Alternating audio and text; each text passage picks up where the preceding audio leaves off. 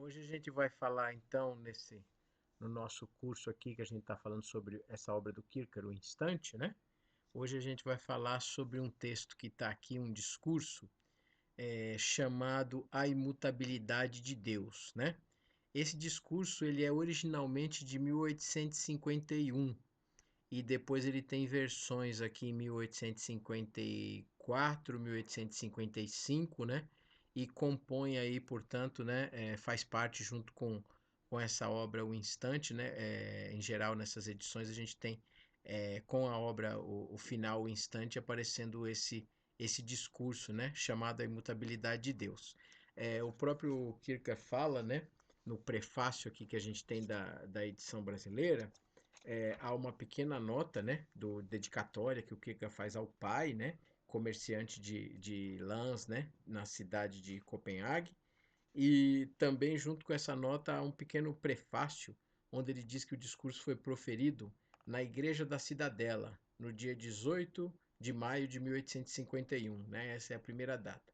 E o texto é o primeiro que ele utilizou, né? Mais tarde ele foi apresentado mais frequentemente, né? Mas ele foi apresentado mais frequentemente. E agora ele retorna a ele, né? Então aí essas datas entre 1851, 54, 1855, né? Então vamos ao texto, né? O texto chama-se A Imutabilidade de Deus, e talvez a primeira coisa que nos chama a atenção nesse texto, né, nesse discurso do Kierkegaard, né, além da gente pensar no que significava um discurso produzido pelo Kierkegaard, né, a maneira como ele escolhia para se comunicar nos discursos, chama a atenção da gente talvez esse título, né, A Imutabilidade de Deus. Se nós pensarmos no contexto onde o Kierkegaard escreve isso, no século XIX, talvez esse título seja o título mais, como nós poderíamos dizer, mais contrário ao clima do século XIX, especialmente da segunda metade do século XIX, onde o texto foi escrito e onde o Kierkegaard viveu, né? Boa parte da sua vida, né? E, enfim, o século XIX acompanha uma série de inovações, né? Mudanças na história, na tecnologia, na comunicação, nos transportes, numa série de coisas que aconteciam na sociedade. E aí, portanto, um autor escreveu um discurso com um título que leva a palavra imutabilidade, parece que é um tema bastante estranho e até mesmo inusitado para o contexto do século XIX, né? Onde todas as coisas pareciam mudar e todas pareciam mudar muito rapidamente. Então, a primeira coisa que talvez não deve nos chamar a atenção nesse discurso é a própria ideia de imutabilidade, né? O que significava afirmar a imutabilidade e o que significava afirmar mais categoricamente a imutabilidade de Deus nesse contexto todo, né? Então, esse é o primeiro ponto que deveria nos chamar a atenção. Uma segunda coisa que deveria nos chamar a atenção é que é um discurso, né, como a gente falou, dedicado ao pai do Kierkegaard, né? Alguns outros discursos aparecem também dedicados ao pai, né? A essa relação com o pai, que foi quem o ensinou as primeiras letras, quem o ensinou as coisas do cristianismo, né? Então, essas coisas que a gente aparece percebe, né, nos primórdios aqui do texto, né, do discurso, que Kierkegaard dedica esse texto ao pai. Isso é um ponto importante de notar. E mais uma coisa importante de notar é que a gente percebe que, como boa parte dos discursos tem essa estrutura, né, de um título, um mote bíblico, né, ou seja, sempre uma sentença da Bíblia, dos evangelhos ou de outros textos da Bíblia, e sempre também uma abertura do texto com uma oração. E aqui aparece uma oração dedicada ao Deus imutável, né? E vale a pena talvez a gente ver essa oração com calma, tal como o Kierkegaard coloca aqui, né? Diz lá, primeiro ponto, a oração. Ó tu imutável, a quem nada muda, tu que és imutável no amor, que justamente para o nosso bem não te deixas mudar. Que também nós queiramos o nosso próprio bem e nos deixemos educar graças à tua imutabilidade e incondicional obediência para encontrarmos repouso e para descansarmos em tua imutabilidade. Tu não és como um ser humano. Se este quiser conservar alguma imutabilidade que seja, não pode ter muita coisa que possa comovê-lo, nem se deseja comover demais. A ti, ao contrário, tudo te comove, e no amor infinito, até mesmo o que nós homens chamamos de insignificância e passamos ao largo sem comoção, te comove a necessidade de um pardal, ao que nós muitas vezes nem prestamos atenção. Um suspiro humano a te comove, amor infinito, mas nada te muda, tu, imutável. Ó tu, que infinito amor te deixas comover, que te comova também nossa oração, para que a abençoes, de modo que a oração mude o que está orando de acordo com a tua vontade imutável, tu imutável. Essa é a oração que abre, portanto, o discurso, né? E fornece um pouco o tom e a atmosfera, né, por assim dizer, da própria obra, né? Então, quais pontos que a gente poderia destacar nesse texto? A gente vai perceber, logo de cara, o uso de um texto, o texto bíblico que serve como mote, é o texto de Tiago 1:17 a 21, né, da carta de Tiago. E vale a pena ver também o que diz o texto, junto com o que a gente viu da oração. Todo dom precioso e toda dádiva perfeita vem do alto e descem do Pai das luzes, no qual não há mudança nem sombra de variação. Por vontade própria, ele nos gerou, por uma palavra da verdade, a fim de sermos como que as primícias dentre as suas criaturas. Por essa razão, meus amados irmãos, seja cada um de vós pronto para ouvir, mas tardio para falar e tardio para encolerizar-se, pois a cólera de um homem não é capaz de cumprir o que é justo para Deus.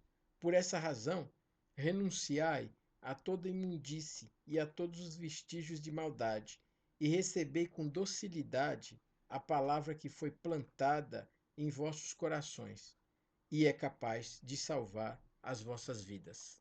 Esse é o texto, né, de Tiago 1:17 a 21, que o Kierkegaard escolhe para ser, por exemplo, um pouco o mote desse texto, desse discurso.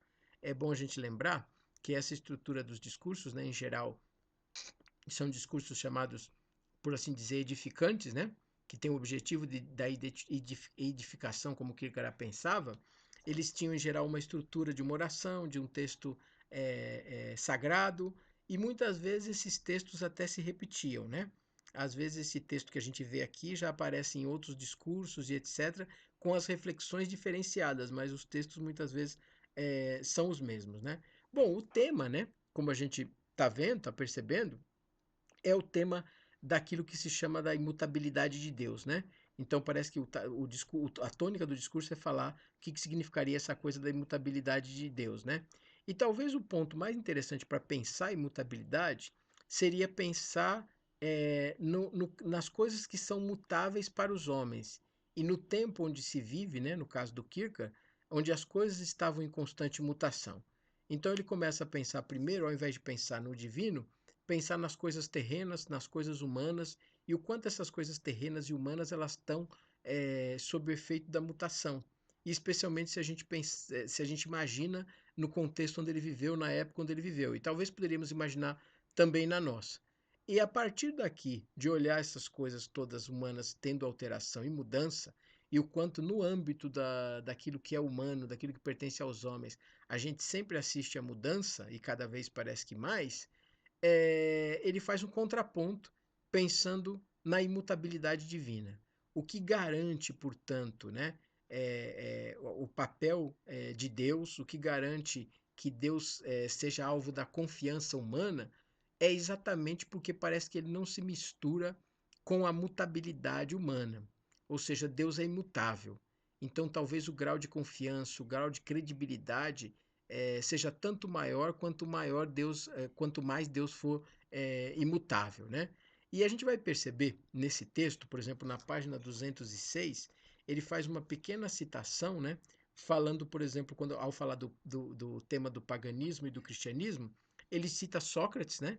E cita Sócrates, aquele a quem parece que o sábio tranquilo da antiguidade, essa expressão que é usada, né?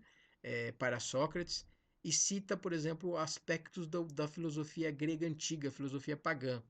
E ao citar o Sócrates, né, ele cita o Sócrates num contexto aqui onde parece que a gente percebe o Sócrates lado a lado, né, com aquilo que era mais típico do cristianismo, né? Aparece assim, ó, no texto, página 206, para quem quiser acompanhar depois.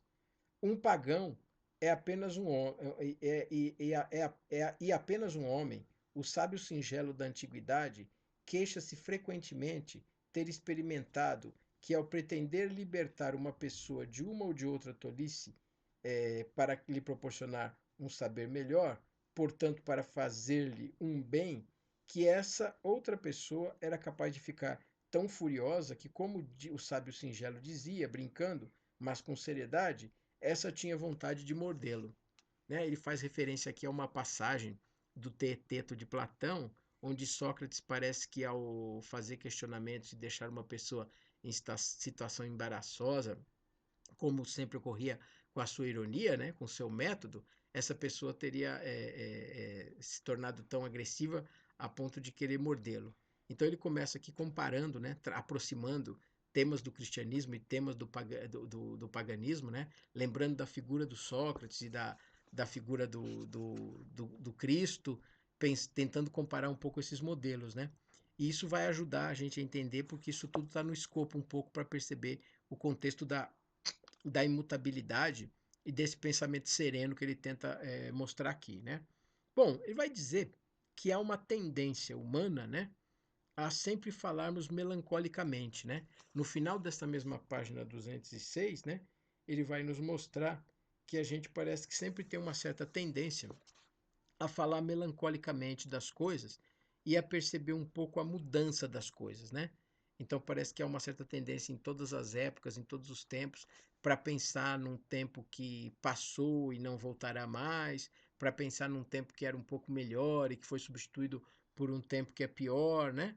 Então uma tendência, sempre que a gente fala da mudança, parece que a tendência da gente, mesmo quando algumas coisas às vezes aconteçam para melhor, parece que a gente sempre tem uma tendência de perceber na mudança, e quanto mais parece que vai passando o tempo, a gente vai notando, na nossa perspectiva, que a mudança parece sempre ter um tom melancólico, né?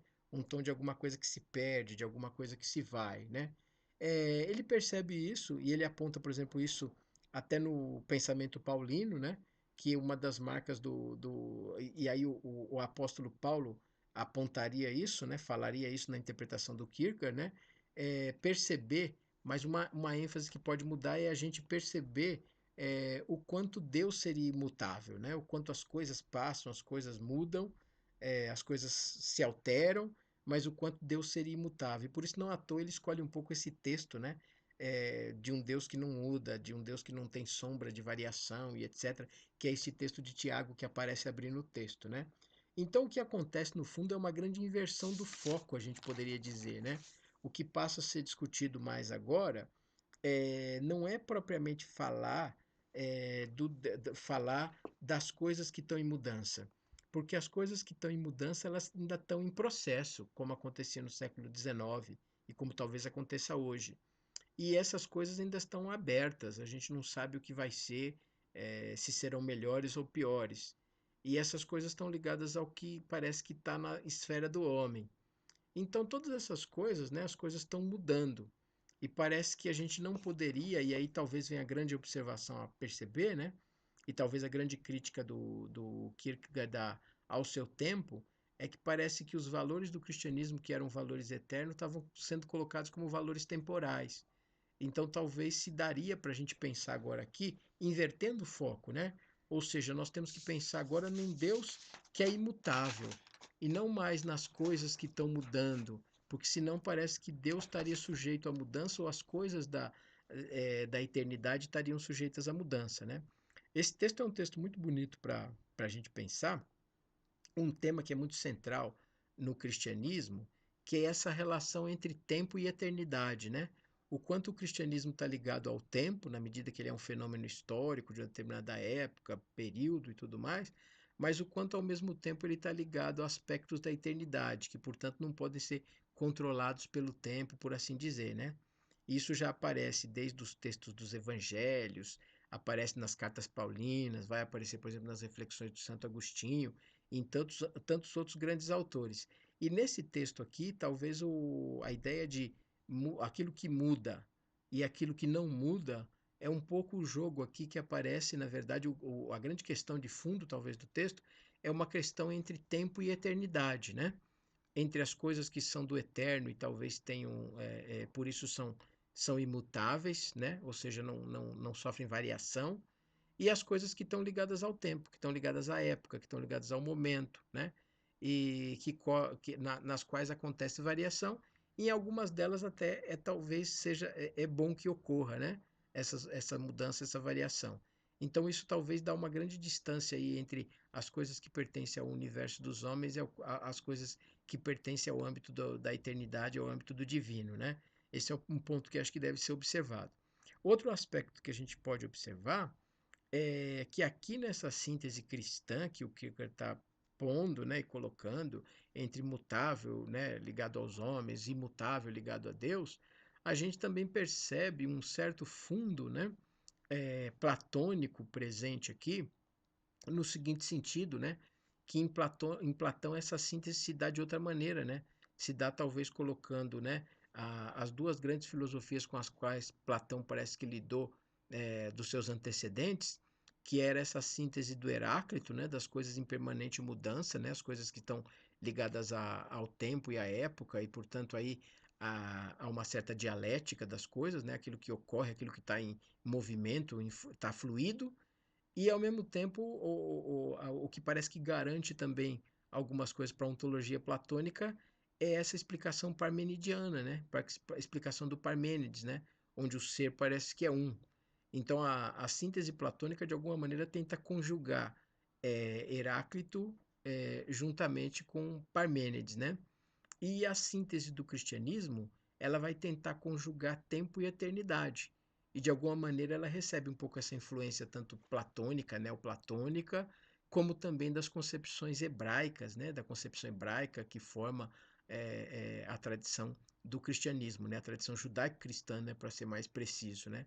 Então esse texto é muito interessante para a gente imaginar esse contexto, né?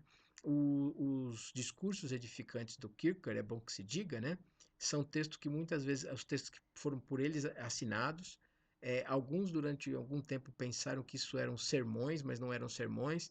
O seu autor não tinha autoridade para pregar, né? Isso que ele fala, ele não era pastor. E nesses textos há muito de ontologia, há muito de uma explicação de uma doutrina sobre o ser, de uma certa metafísica, né? O Heidegger chega a dizer que nos textos do Kierkegaard, né, muitas vezes o Kierkegaard está preso a uma certa ontologia hegeliana, mas que há coisas diferentes quando se pensa no conceito de angústia e quando se pensa nos discursos edificantes. Ali haveria talvez um Kierkegaard mais autêntico aos olhos do Heidegger, né? Então é muito interessante a gente imaginar que nesses discursos, né, que são discursos chamados edificantes ou para edificação, e que muitas vezes podem ser lidos de um jeito ou de outro, com uma tonalidade ou com outra, aqui há todo um aspecto mais livre. E esse texto sobre a imutabilidade talvez dá um exemplo desse como nenhum outro, né? Então isso é interessante da gente perceber e da gente notar. E aí uma coisa interessante a perceber também, ainda na página 212, lá no primeiro parágrafo, ele vai falar uma coisa que vale a pena a gente ressaltar, que é a seguinte coisa, né? Ele pensa que a imutabilidade e a mutabilidade, né, na relação entre o homem e Deus constituem aspectos diferentes. Vale a pena a gente ler só para perceber essa mudança, né? Por isso que ele está falando é uma coisa a imutabilidade divina, outra coisa é a mutabilidade dos homens. Olhem só lá na 212, primeiro parágrafo. Na relação entre duas pessoas, frequentemente surge a queixa da mutabilidade.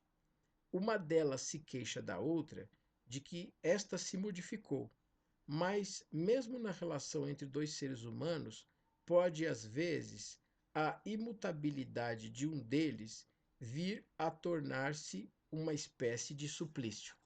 Então, na relação entre pessoas, muitas vezes a queixa de que alguém mudou demais é o motivo para um rompimento. Ou às vezes o outro lado, a queixa de que alguém nunca muda. A mutabilidade, portanto, do ponto de vista humano, ela pode muitas vezes ter aspectos benéficos ou maléficos, a depender de cada contexto, mas elas precisam ser avaliadas.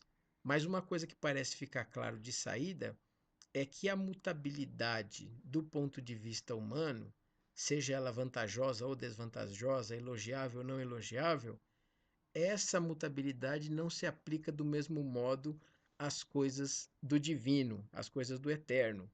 Portanto, né, a gente não teria um grau de confiança as coisas do divino sofressem a mesma sombra de variação. Por isso que é interessante perceber que numa época como a do Kierkegaard, onde muitas coisas estavam em mudança, um dos pontos que parece que não deveria, onde não deveria haver mudança, deveria ser nessa compreensão do eterno e do divino, porque isso seria o porto seguro, seria o ancoradouro, por assim dizer, a base, né, por assim dizer. E o Kierkegaard, talvez esse texto também tenha uma crítica subliminar a uma época onde a teologia estava sendo absolutamente cientificizada, onde as coisas da fé estavam sendo tomadas como coisas humanas e onde elas estavam sendo todas passo a passo explicadas. Então a própria ideia de Deus estava mudando com o tempo. E estava mudando para se tornar cada vez mais humana e cada vez mais explicável, como vão fazer, por exemplo, vários dos críticos do cristianismo, né? No século XIX, por exemplo, Feuerbach é um deles, né? Nietzsche talvez poderia ser outro. Então aqui parece que há uma tentativa do Kierkegaard de perceber um elogio, por trás desse elogio do Deus imutável, é uma percepção de que não só temos que elogiá-lo, mas esse deve ser o ponto seguro, o porto seguro, o aspecto seguro onde se calca o cristianismo, que isso não vai mudar. Porque se isso mudar, é como se nós estivéssemos agora fazendo o cristianismo do nosso modo.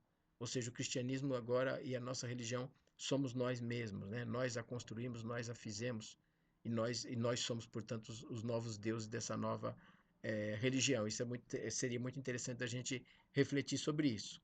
E aí, no final dessa mesma página 212, há um trecho muito interessante onde ele começa a pensar que quando a gente tem uma pessoa envelhecida, um ser envelhecido, todo ser envelhecido é uma espécie de pequena sepultura, né?